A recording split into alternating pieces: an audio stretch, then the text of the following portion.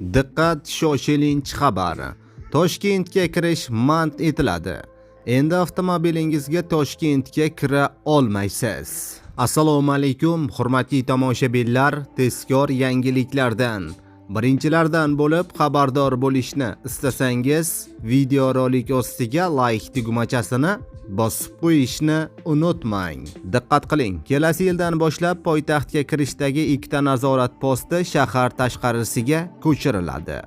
Bu yerda kamida 3,5 mingta yuk mashinasi, 5,5 mingta yengil avtomobil uchun turargoh hamda aholi uchun kempinglar barpo etiladi.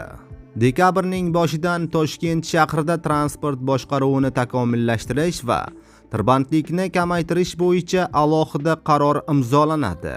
Endi yirik megapolislar kabi poytaxtimizda ham transport tizimini yagona yondashuv asosida boshqaradigan markaziy faoliyat yo'lga qo'yiladi.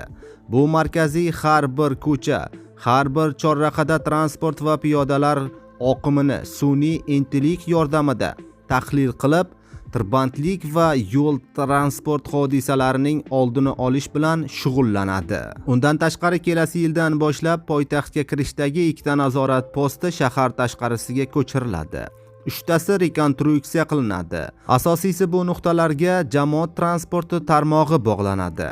Poytaxtga kelayotgan mehmonlar avtomobilini o'sha yerga qoldirib, tez va xavfsiz jamoat transportida harakatlanishi mumkin bo'ladi, deyiladi xabarda.